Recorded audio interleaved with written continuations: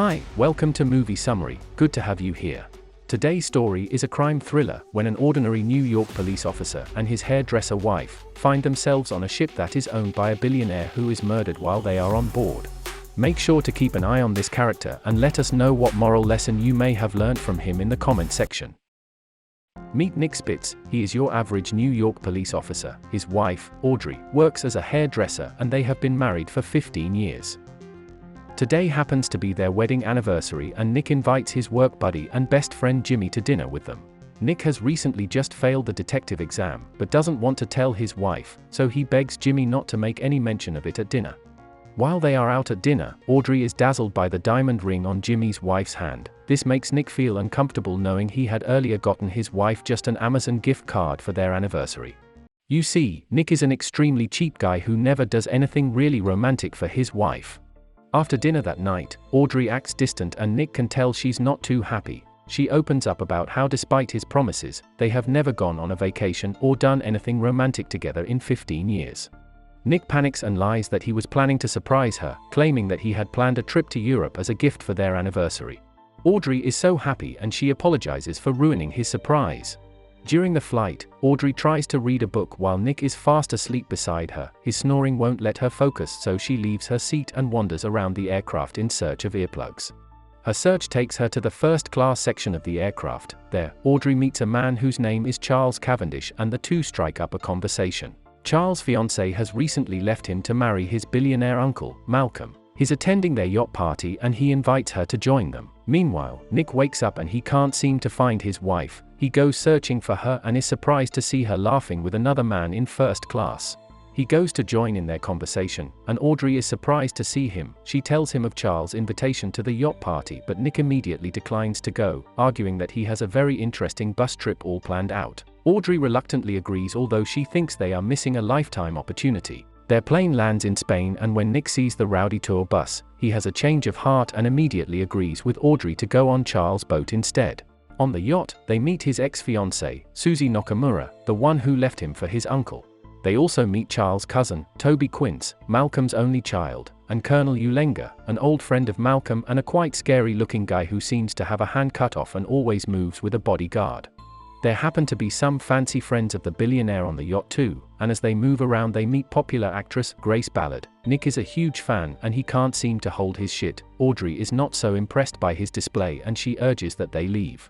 There's also some wealthy Indian guy on the yacht. His name is Maharaja Vikram. At first he fools both Nick and Audrey into believing he's some kind of religious leader, but he doesn't really say what it is he does. It so turns out he is from a wealthy family who have ties with Malcolm. Later at night, as the dinner party looks set to begin, they are joined by Juan Carlos Rivera. He is a race car driver and he will be racing at the Monaco Grand Prix the next day. At this point, Nick and Audrey are totally blown away by the number of high-profile people they have met in a short time. Charles' uncle, Malcolm Quince, arrives with Susie beside him. He asks the waiters to leave and begins by thanking everyone for coming to celebrate his engagement. He notices Nick and Audrey and doesn't seem to recognize them, so Charles steps in, saying they are his guests. He notes that the reason he has them gathered is because up until now, they all were in his will. He calls them all leeches who deserve nothing and says he has drafted a new will, handing everything to his new wife Susie, neglecting even his own son in the process. Grace seems fed up already and she storms out of the room. Just as Malcolm is about to sign the new will, the power goes out. A gunshot sounds, screams ring out, and when the lights come back on, we see Malcolm on the floor. He has been stabbed through the chest and is dead. Colonel Ulenga claims to have seen someone try to stab Malcolm, so he shot his gun, but it looks like he missed, as there is a knife sticking out of Malcolm's chest. Audrey then tells everyone that Nick is a detective, so they turn to him for guidance. He orders everyone back to their rooms and he picks up a bowl of shrimps as he and Audrey head back to their room too. The captain of the yacht has also been ordered to stop at Monaco. There they will meet with Interpol to continue the investigation. While in their room, Nick and Audrey get talking and Nick thinks Malcolm's son, Toby, did it. But Audrey disagrees, saying it looks too obvious, and just then another gunshot rings out. Everyone rushes out of their cabin to find Toby dead, with a gunshot wound to the head. The next morning, they get to Monaco and we meet Inspector Laurent Delacroix. He takes over the case and begins questioning everyone. Every of the guests on the yacht all say the same thing. The strangest thing about the evening was the random Americans there, making them major suspects. Finally, Inspector Laurent gets to question Nick and Audrey. He tells them he suspects them of being the killers as everyone on the ship were either friends or family. He seizes their passports, instructing them not to leave the country until the investigation is over. The couple are determined to prove they aren't the killers. While in Monaco, it's Grand Prix Day, everyone who was on the ship is at the race to support Juan Carlos. Nick and Audrey begin chatting up the various guests looking for clues. One suspect is Juan Carlos, whose father was also a race car driver. He used to race for Malcolm years back, but he mysteriously died after a while, allegedly because of Malcolm. Nick centers on Charles, but Audrey, who likes Charles, just thinks Nick is jealous of him. That night, while in their hotel room, someone slips a note through the door inviting them to another room. They go to the direction on the note and find Sergei, Colonel Ulenga's bodyguard. He is with a gun and he orders them to sit and listen. He tells them that years ago, there was a time the colonel was in prison, and during that time Malcolm started dating the colonel's girlfriend. He got her pregnant, but the child died at birth. He then confesses that on a particular day while drunk on alcohol, the colonel had asked him what steps to take if he was to kill Malcolm. Just as he is still in the middle of his story, someone knocks on the door. The couple hides as Sergei goes to check the door. When they come out, Sergei has been murdered. They escape from the killer through a window. Climbing across the hotel ledge, they see the colonel in his room as they move and end up jumping into the next room through the window. It happens to be Grace's room and she rushes in with Vikram and it looks like they are about to have sex. Nick and Audrey have to hide under the bed till they are done. It doesn't take long though. They see Delacroix on TV calling them the prime suspects and that they are wanted. He also adds that Nick is presently impersonating as a detective and the two should be arrested at first sight. They both get into a fight and Audrey realizes he lied about planning the trip to Europe in advance. Furious, she leaves Nick and happens to meet Charles just ahead. Realizing that they are both wanted, Nick goes to get some disguise and goes after Susie as he continues his personal investigation to prove them innocent. In Charles' car, Audrey discovers some Japanese medicine and she realizes Charles is still meeting with Susie. She follows him and runs into Nick at a library. He tells her he has been following Susie too and she was headed in that same direction, and the two come to a conclusion that Charles and Susie did it together. Someone begins shooting at them and they manage to escape the library, scattering the books as they flee.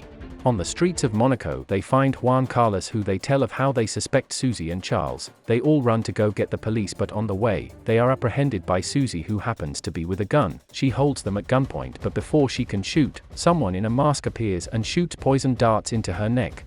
Nick chases the assailant and manages to hit him in the head with a ceramic plate, but he gets away. At this point, they are all convinced it was Charles in the mask, concluding that he killed Susie to cover his tracks, seeing she had already been exposed. Audrey and Nick head to Charles' mansion. On their way they call Inspector Laurent, informing him to meet them there, as they hope to vindicate themselves in the process now that they know who the killer is. On getting to Charles' mansion, they find him dead, most likely poisoned. This causes them to panic, knowing how the situation will seem when the police comes. All evidence now points at them as the murderers. The remaining suspects converge at the mansion as the original will of Malcolm is to be read out that day. Inspector Laurent joins them and is informed of Charles' death. With this he makes to arrest Nick and Audrey, but they insist that Malcolm's will is opened first. In the course of this they find out that Grace is Malcolm's long-lost child. She didn't die as they were told by the bodyguard. She changed her name at the beginning of her acting career, so no one ever knew her to be related to Malcolm.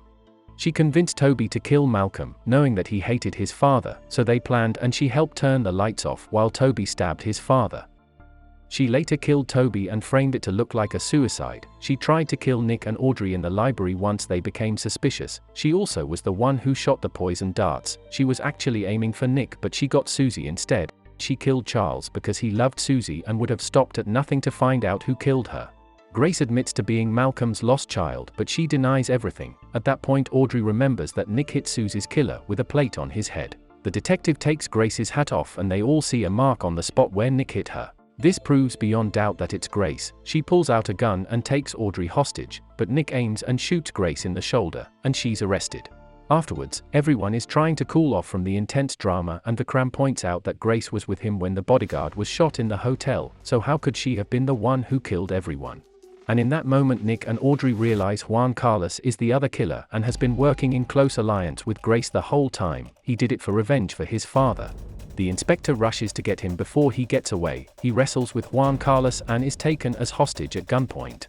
Juan Carlos threatens to shoot anyone who comes close and then speeds away in a police car. Nick and Audrey get into a Ferrari and immediately chase after him. Juan Carlos is a professional race car driver, so he is kind of hard to catch in a pursuit, but the Ferrari gives Audrey an edge as she is the one driving. She crashes into Juan Carlos, lifting his car off the ground and causing it to swerve off the road.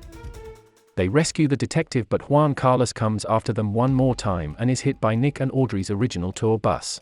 The movie ends as Detective Laurent Delacroix thanks them. He tells Nick he'll put a call through to the police in America to help make Nick detective. As a thank you, he gifts them a scenic train ride on the Orient Express. The end. Thank you for watching. Don't forget to comment and subscribe.